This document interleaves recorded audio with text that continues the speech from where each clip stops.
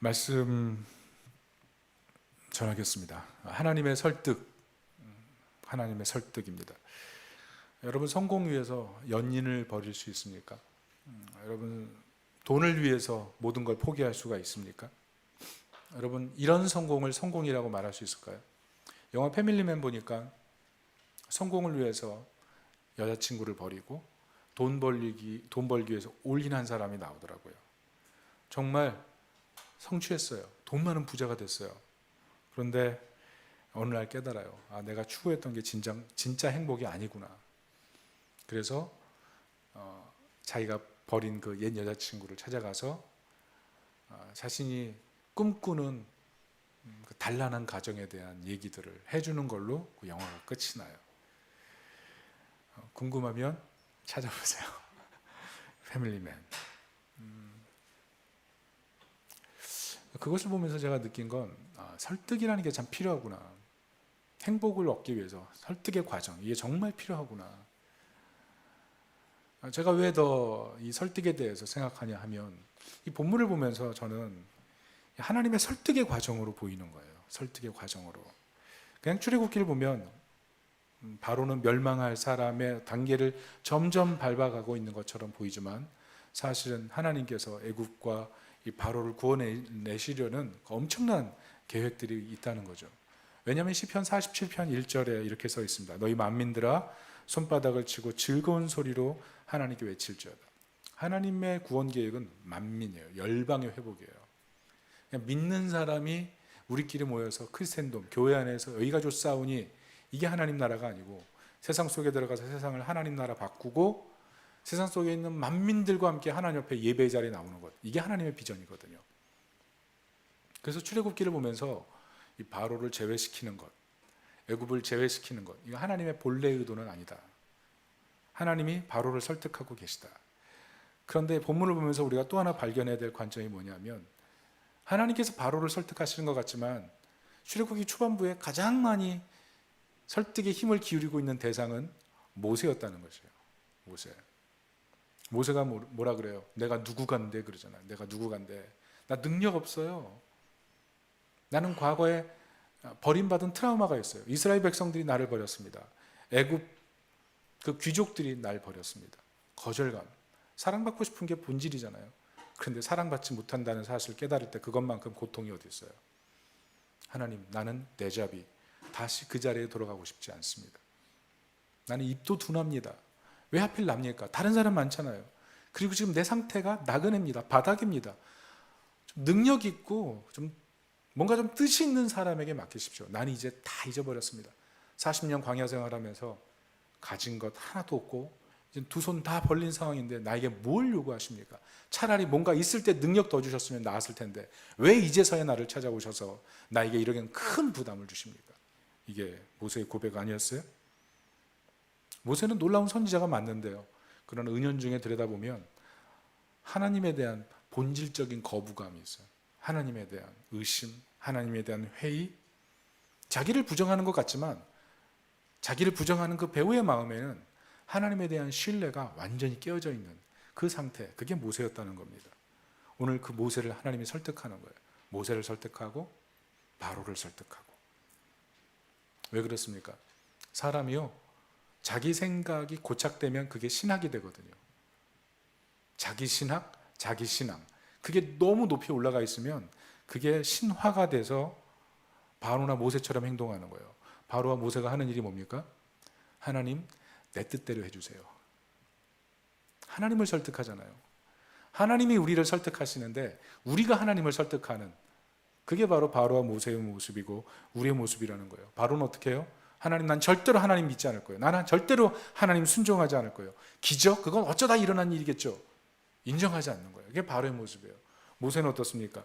하나님이 이렇게 만든 거 아니에요? 내가 이 모양이 된 건 하나님이 이렇게 계획해가지고 뭔가 하려는 것 아니에요? 나를 왜 이렇게 하시나요? 나를 왜 이렇게 괴롭히시는 거예요? 그게 모세의 모습이에요. 결국 두 사람 다 뜻하는 게 뭐예요? 나는 순종 못하겠습니다. 나는 순종 못하겠습니다. 그래서 비그리스도인을 포함해서 우리 그리스도인들이 조심할 게 뭐냐면 두 가지예요. 첫째는 건강한 설득이에요. 너무 부정적 자아를 가지고 자기를 비하하면서 인생을 살면 참 위험해요. 가정생활할 때 위기를 벗어나지 못하는 이유, 부정적 설득에 설득당하기 때문에 그래요. 더 이상 땅을 디디르고 살 수 없을 만큼 의지할 데가 없다는 것에 대해서 부정적 설득이 돼버리면 살고 싶지 않잖아요. 나를 지지해주던 사람이 어느 순간 나를 더 이상 지지해주지 않을 때, 더 이상 의지할 것이 없을 때, 난 이것도 안 되나라는 그런 자기 비하의 감정이 몰려올 때 건강한 설득이 필요한데, 이 굉장히 중요한 거잖아요. 건강한 설득. 그런데 문제는 내가 내게 하는 말이 건강하지 않을 때는 참 헤어나기 어렵습니다. 사람들이 내게 해주는 좋은 말이 사실은 나를 위험에 빠뜨리는 말이면 그건 정말 좋은 말일 뿐이지 아주 위험한 말이죠. 더구나 성경은 고린도전서에 마귀의 존재를 얘기하죠. 미혹의 영이고 광명의 천사처럼 다가와서 우리를 파괴한다. 우리가 살아가는 세상이 그냥 육신의 땅인 것 같지만 사실은 영적인 세계라는 거죠. 그래서 조금만 우리가 한눈 팔고 조금만 생각 잘못하면 우린 잘못된 설득에 사로잡히는 거예요. 두려움, 불안, 초조, 근심. 결과는 뭐예요? 나도 모르게 완고해지는 거예요. 나도 모르게 완악해지는 거예요. 하나님과 별리되어 사는 게 별로 불편하지 않은 것. 그게 우리의 삶이 될 수가 있다는 겁니다. 어떻게 될까요? 오늘 본문을 잘 들여다봐요. 본문을 잘 들여다봐야 돼요. 하나님이 바로를 고치시기 원했고 그리고 모세를 고치기 원하신 것처럼 우리에게 끊임없이 말하고 계시다는 거예요. 그래서 사실 이 삶이 기적이에요. 삶이 매 순간 하나님 찾아오셔서 우리에게 말씀하시거든요. 내가 널 사랑해. 내가 너를 위해 아들을 희생할 만큼 네가 소중해. 이 세상이 어그러져 보이는 것 같지만 내가 끊임없이 세상을 하나님 나라로 바꾸기 위해서 내가 일하고 있단다. 하나님의 설득. 그 설득으로 세상, 내가 있는 그곳을 바라봐야 돼요. 만약 그런 눈이 없으면 부정적으로 보게 되죠. 믿지 않는 내 가족, 변하지 않는 내 남편, 변하지 않는 내 자녀 보면서 낙심밖에 더 되겠어요? 계속 부정적인 판단밖에 더 나오겠어요? 오늘 대표적인 인물이 모세였던 거 아니겠습니까? 나는 입이 둔합니다. 날 쓰지 마세요. 왜 하필 납니까? 나 말고 다른 사람 찾으세요. 그런데 호렙산 떨기나무 불꽃 가운데서 부르시더니 10가지 재앙을 경험하게 하시고 여러 연단 속에서 정말 빚어가시는 그 하나님의 사랑. 여러분, 하나님의 사랑이 우리에게 이렇게 나타나신 줄 믿으시기 바랍니다. 우리를 빚어가고 계세요. 그걸 신뢰해야 돼요. 그래서 위험한 인생 스타일이 뭐냐면 첫째는 나는 구원이 필요 없어라고 얘기하는 사람들이야. 천상천하 유아독전. 내가 신인 사람, 내가 신인 사람. 바로가 그렇잖아요. 고대 근동의 세계에서 왕은 신이었잖아요. 신탁 대리, 신탁 통치하는 사람이잖아요. 자기를 신처럼 떠받들였잖아요. 결국 어떻습니까? 하나님을 계속 거부하니까 나중에는 하나님 버리시기로 작정하시고 완악하게 내버려 두시잖아요. 멸망하죠. 또 하나의 스타일은 나는 훈련이 필요 없습니다. 다 준비됐습니다. 이제 내가 세상 살아갈 힘을 확보했습니다. 이렇게 생각하는 사람들. 하나님 안에서 살아가는 그 힘과 능력이 얼마나 위대한지를 바라보기보다 내가 준비한 몇 가지 것으로 인생을 다 살 수 있다고 생각하는 착각. 그게 위험한 거예요. 그게 모세였거든요. 발의 궁안에서 이력서 몇 개 들고 난 다 준비 끝났습니다. 그리고 현장 내려가서 사회를 바꾸려고 하니까 애굽 사람으로부터도 이스라엘 사람으로부터 인정받지 못했잖아요. 결국 광야로 도망가지 않았어요.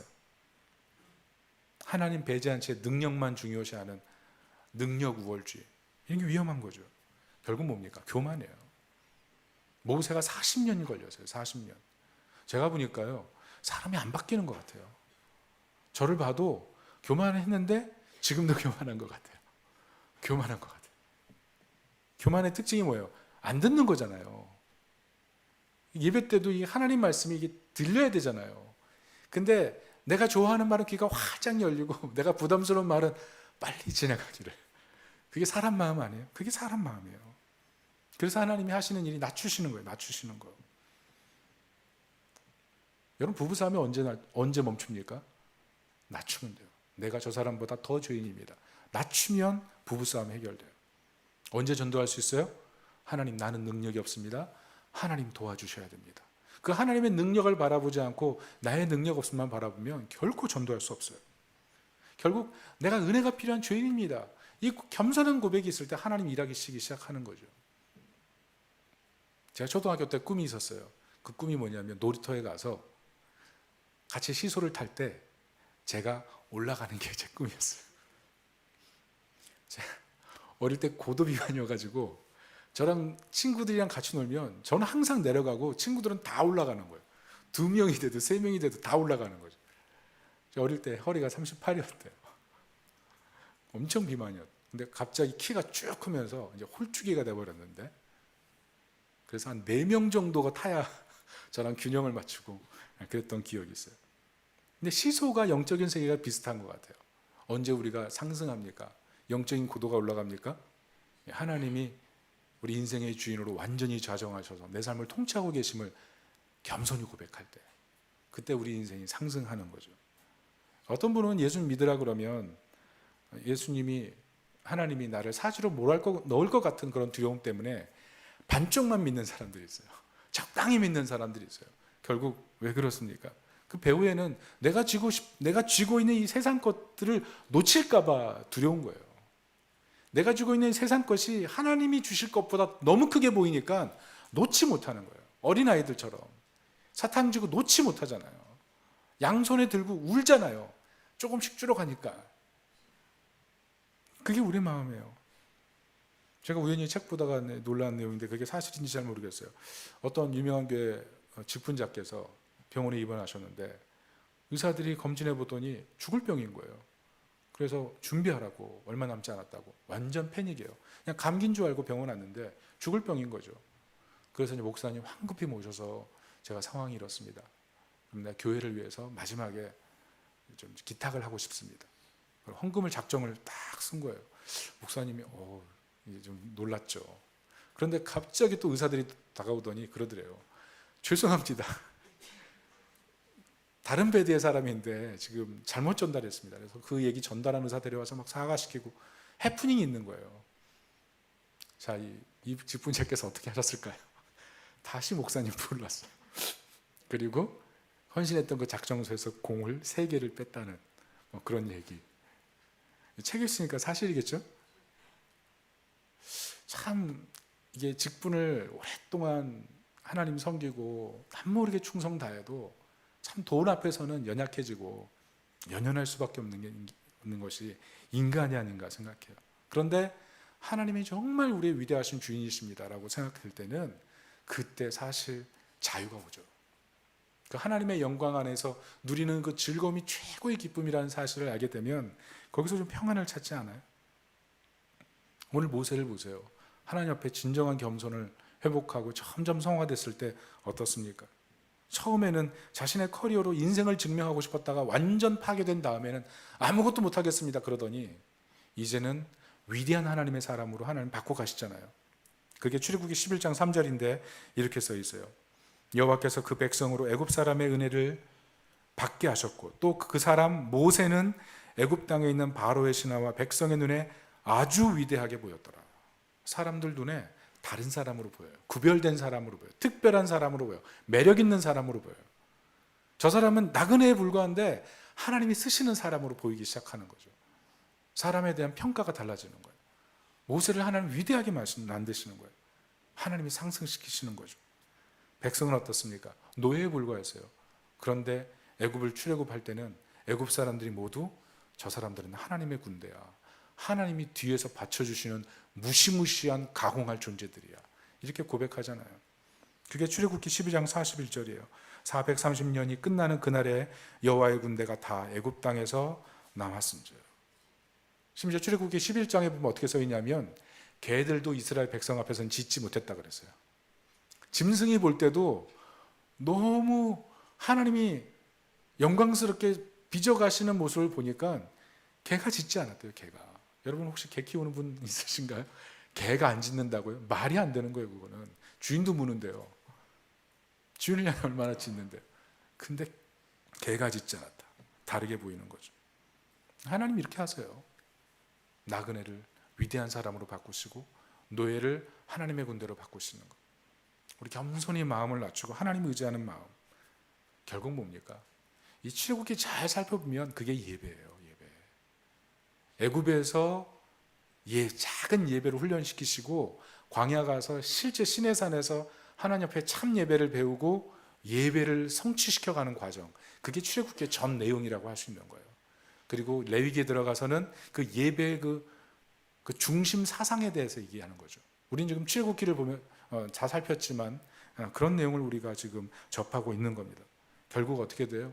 이스라엘 백성들뿐만 아니라 애굽 땅에 살던 사람들이 함께 출애굽해서 광야로 들어가는 것, 그게 하나님의 부르심, 하나님의 설득이었어요. 왜요? 예배가 진정한 성공이고 예배가 진정한 행복이기 때문에 그렇습니다. 여러분, 예배가 행복인 것을 여러분 믿으십니까? 예배가 내 삶의 가장 큰 성공이라고 고백할 수 있어요? 그게 필요해요. 그게. 주목할 것은 하나님께서 이 예배의 소중함을 설득하시기 위해서 선택한 방법이 뭐냐면 장자의 죽음이었다는 것입니다. 이게 참 끔찍한 거예요. 이 애굽 사회에 엄청난 슬픔이 임했어요. 장자의 죽음. 모든 애굽의 장자들이 죽고 마는 그런 엄청난 비극이 일어났죠. 출애굽기 4장 23절 보면 내가 내게 이르기를 내 아들을 보내주어 나를 섬기게 하라 하여도 내가 보내주기를 거절하니 내가 내 아들 내 장자를 죽이리라 하셨다 하라 하시니라. 장자의 죽음의 의미가 뭐예요? 넌 신 아니야. 너는 신이 아니야. 사람에 불과해. 네가 인간이라고 고백하는 그 자리에 갈 때까지 나는 멈추지 않을 거야. 이게 하나님 말씀이죠. 철저하게 완전히 고난 앞에 두 손 들게 만드는 것, 그게 하나님 방법이셨어요. 결국 어떻게 하십니까? 자신이 가장 사랑하는 것의 죽음, 가장 사랑하는 것의 죽음, 그 앞에서 바로가 두 손을 드는 거예요. 절대로 깨지지 않을 것 같은 그 바위 같은 남자가 하나님 옆에 무릎을 꿇잖아요. 그게 출애굽기 12장 31절이에요. 이렇게 써 있습니다. 밤에 바로가 모세와 아론을 불러서 이르되 너희와 이스라엘 자손은 일어나 내 백성 가운데서 떠나 너희의 말대로 가서 여호와를 섬기며 굴복해요. 섬기다, 예배하다. 이게 원어의 뜻이 굽혀 경배하다 뜻이거든요. 지금 바로가 흔들린 거예요. 가장 사랑하는 것의 죽음 앞에서 자신이 인간밖에 되지 못함을 고백하면서 여호와를 섬겨라, 예배하라. 지금 태도가 바뀌고 있는 거예요. 여러분, 사람이 언제 바뀝니까? 나의 정말 사랑하는 것의 죽음이에요. 그 앞에 봉착할 때예요. 한국 사회 최고의 지성 중에 한 명이라고 했던 고 이어령 문화부 장관께서도 언제 바뀌어요? 자신의 하나뿐인 그 딸이 암에 걸려서 투병하고 있을 때 의지할 대상이 없으니까 하나님 찾다가 결국 하나님의 자녀로 부름받고 많은 지성인들에게 하나님의 하나님 되심 증거하다가 하나님 품에 안기지 않습니까? 베드로도 마찬가지 아니에요? 아니, 갈릴리에서 잔뼈 굵은 어부잖아요. 그런데 밤새도록 그물을 내려도 한 마리도 잡지 못하는 그런 절망적인 상황이 되니까 어떻게 해요? 어부들 그날 물고기 팔아가지고 그날 먹는 거 아니에요? 당장 가게 손실이 오는 그런 절망적인 상황이잖아요. 아니면 배를 렌트할 수도 있으니까 렌트비 낼 수도 없을 수 있는 그런 상황이잖아요. 그때 예수님 말씀 듣잖아요. 어부로서 아무것도 더 이상 할 수 있는 게 없으니까 예수님 말씀 듣고 그물에 고기가 가득 차잖아요. 바울도 마찬가지 아니에요? 바울이 헬라의 수사학 배운 사람이잖아요. 헬라의 수사학, 어릴 때부터 수사학, 법학 이런 거 가르치거든요. 헬라 문화권에서는 최고봉이에요. 그리고 랍비로서 성경에 해박한 사람이고, 그런데 사람을 설득할 때 내가 말의 지혜로 설득하지 않고 성령의 능력과 나타남으로 한다 그러잖아요. 사람 변화시키는 게 내 힘으로 안 된다는 거예요. 여러분, 설교가 언제 망하는 줄 아세요? 설교 원고를 보고 너무 준비가 잘 됐을 때, 그때 설교가 망해요. 원고만 보려고 그러거든요. 그런데 설교가 별거 없는데 하나님 도와주세요, 그런 마음으로 올라가다 보면 도리어 하나님께서 더 강하게 역사하실 때가 있거든요. 하나님의 능력, 그것을 의지하고 자기를 부인하는 것, 그게 바울이 배운 거예요. 초대교회 예루살렘 공동체의 교회가 세워진 이후에 바울이 그 공동체를 박살내려고 하다가 다메섹에서 예수님 만난 뒤에 땅끝까지 가라는 주님 말씀을 따라서 곳곳마다 교회를 세웠잖아요. 얼마나 뛰어난 은사가 있어요. 근데 끝까지 자기 부인하잖아요. 단련된 거예요. 자기가 가장 사랑하는 것의 죽음. 나는 더 이상 의지할 게 없다. 하나님이 나의 진정한 의지처다. 때로 하나님께서 우리에게 이 고난의 용광로를 통해서 이렇게 하실 때가 있어요. 우리의 가장 사랑하는 것의 죽음, 그 앞에서 철저하게 고뇌하게 하시고 철저하게 두 손 들게 만드실 때가 있어요. 저는 그 앞에 혹시라도 여기 계신 분이 있다면, 주님, 내가 여기 있습니다. 날 받아주십시오. 다시 출발할 수 있게 도와주십시오. 그 고백을 할 수 있기를 예수님의 이름으로 축원합니다. 오늘 애굽 사람들이 그 고백을 시작하는 거예요. 10가지 재앙 끝나고 나서 그들이 이스라엘 사람들에게 줬던 예물이 어떻게 돼요? 나중에 성막을 세울 때 모든 예물이 되는 거예요. 이스라엘이 노예인데 무슨 뭐 금부치가 어디 있어요? 은부치가 어디 있고.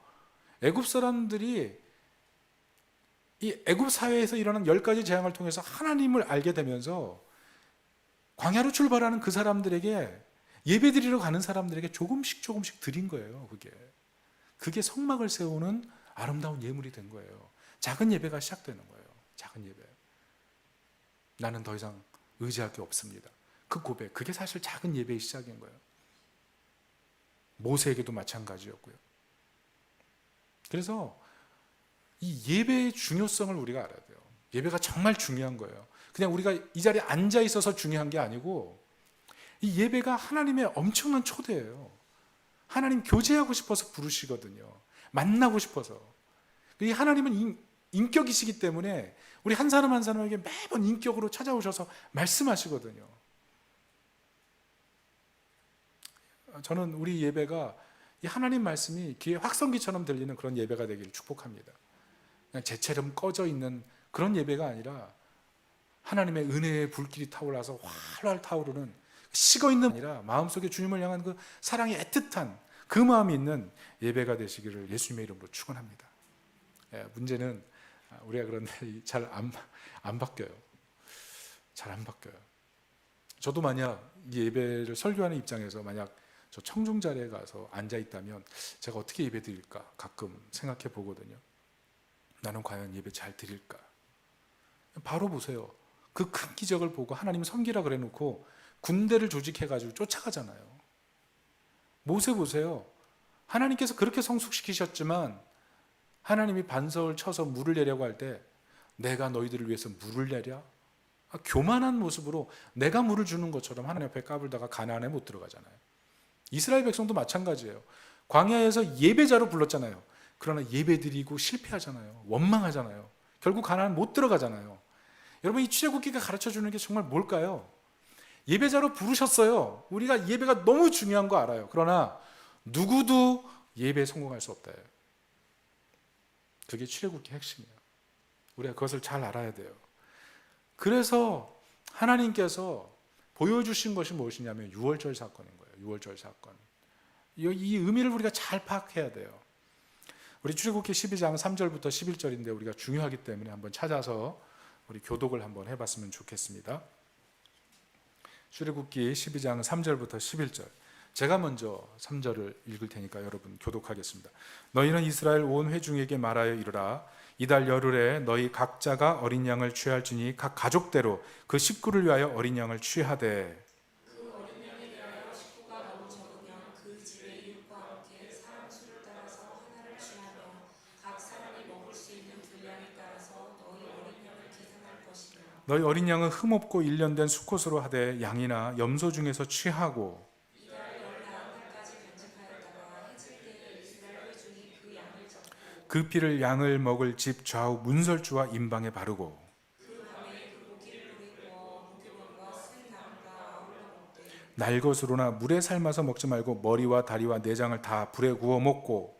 아침까지 남겨두지 말며 아침까지 남은 것은 곧 불사르라. 같이 읽습니다. 너희는 그것을 이렇게 먹을지니 허리에 띠를 띠고 발에 신을 신고 손에 지팡이를 잡고 급히 먹으라. 이것이 여호와의 유월절이니라.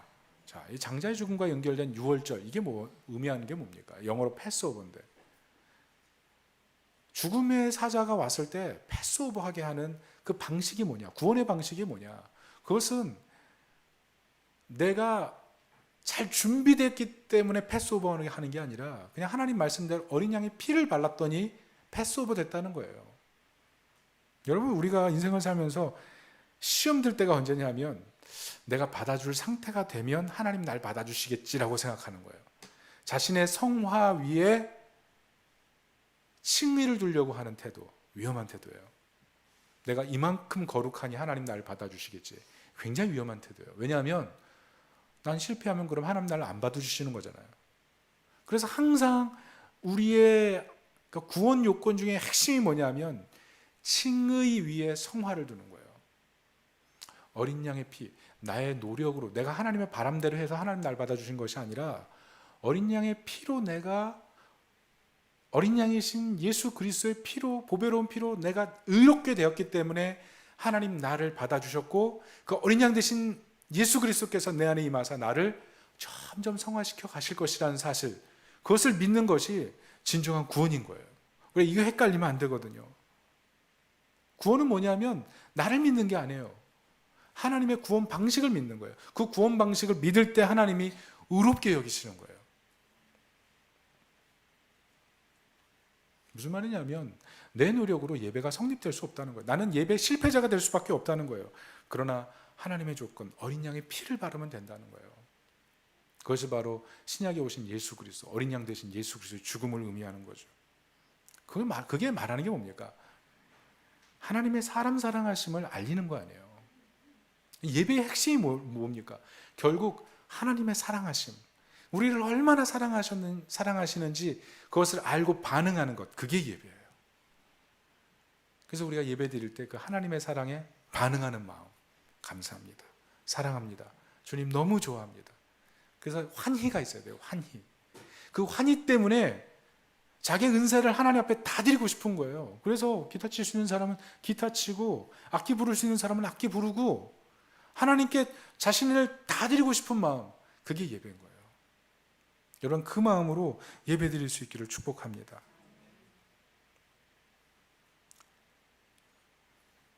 어떤 드라마를 봤어요. 제가 드라마 얘기하니까 또 웰컴 투 삼달리? 그게 요즘 10%를 넘었더라고요. 저는 처음부터 끝까지 한 번도 못 봤다는 걸 다시 한번 여러분에게 말씀드리고, 저는 우아한 제국을 다 봤습니다. 웰컴 투 삼달리. 굉장히 재밌는 것 같아요. 제가 한번 마지막 회를 오늘 한다 그래요. 그래서 보려고 생각하고 있는데 볼 수 있을까 모르겠어요. 그 배경이 제주도예요. 근데 굉장히 슬픈 사연이 있어요. 두 가정의 자녀가 서로 살아가는데 한쪽 가정에서 엄청나게 반대하거든요. 왜냐하면 반대쪽 부모님 때문에 이 가정의 부모님이 돌아가셨거든요. 결혼이 성립될 수 없는 거예요. 끝까지 반대해요. 그런데 이 가족에서 그 부모님을 잃어버리게 만든 당사자가 20년 동안이나 매일매일 하는 게 뭐냐면 음식을 갖다 주는 거예요. 미안해요. 내가 정말 잘못했어요. 내가 사실은 당신도 그 사람이 그립지만 나도 그 사람이 정말 그립고 그 사람에게 미안한 마음이 너무 많습니다. 그 애틋한 마음, 그게 20년이에요. 20년 동안 갖다 주는 거예요. 얼마나 큰 사랑입니까? 그런데 미운 거예요. 이쪽 집에서는. 그 음식 갖다 주는 행위 자체가 미운 거예요. 왜? 당신이 없었더라면 이런 음식 필요 없었다는 거죠. 더 큰 사랑 안에서 우리 자녀도 행복하게 컸을 텐데 당신 때문에 내가 이 모양 이 꼴이 됐다. 그럼 마음에 미움과 저주가 막 가득한 거예요. 음식 가져오면 다 쏟아버리고 다 버리는 거죠. 미워해서 잊지 못하는 거예요. 미워해서. 그런데 다른 말로 사랑해서 잊지 못하는 거예요. 사랑해서. 근데 저는 여기에 복음이 있다고 생각해요. 하나님이요, 우리를 잊지 못해요. 왜? 아들을 주셨기 때문에 잊지 못해요. 그래서 그 사랑이 때로는 낭비같이 보이는 거예요. 하나님 죄도 사랑할 수 있어요? 여러분 출애굽기를 바라보면 이 바로처럼 이 완악한 사람이 어디 있습니까? 그런데 하나님께서 10가지 재앙을 통해서 계속 찾아가시잖아요. 하나님 사랑하심.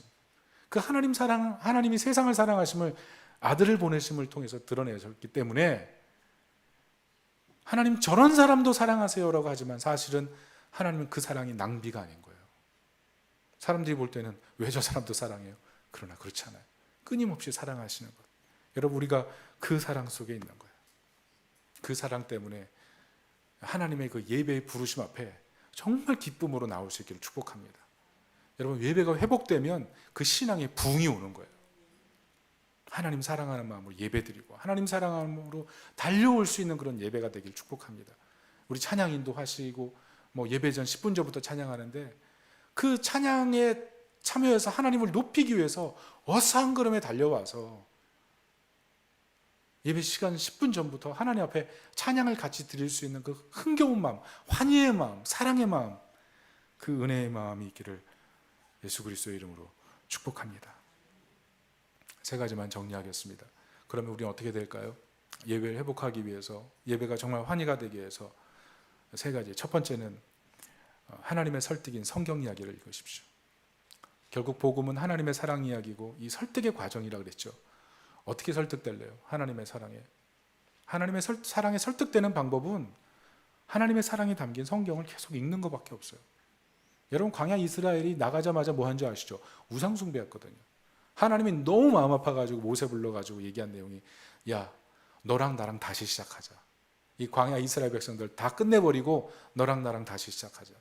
그때 모세가 목숨을 걸고 하나님께 기도하잖아요. 그만큼 아무리 구원받고 예배 자리에 앉아 있어도 내 마음속에 내가 가장 사랑하는 것은 죽지 않아요. 죽지 않아요. 다른 것으로 계속 살아나요. 때로는 돈, 때로는 명예, 때로는 인정받고 싶은 마음. 그래서 하나님 말씀 보면서 내 우상을 발견하고 설득돼야 돼요. 내가 이 우상을 버려야 하는구나. 2번째는 하나님의 설득 앞에서 믿음으로 순종하는 거예요. 믿음으로. 예수님 우리를 위해 희생하신 그 사랑에 대해 감사하면서 하나님 뜻대로 살겠습니다. 그 고백. 지난주 설교 때 말씀드렸죠. 베델에서 이 야곱, 이 장자권 가로채고 이 도망가는 야곱이 했던 게 뭐예요? 하나님만 나오고 깜짝 놀란 거죠. 그리고 그 앞에서 기름을 다 붓고 여기다 하나님 집을 세우겠습니다. 서원하고 마지막으로 10분의 1을 드리겠습니다까지 서원하잖아요. 우리가 그 모습 보면서 뭐라 그랬어요? 장자권을 훔쳤지만 진짜 장자가 시작되는 모습이라 그랬잖아요. 그런데 예수님은 어떤 모습이에요? 예수님은 자신의 모든 것을 바치시고 자신의 몸을 들여 성전 세우시고 10분의 10 모든 것을 바치시잖아요. 뭐예요? 성경 참 장자 얘기거든요.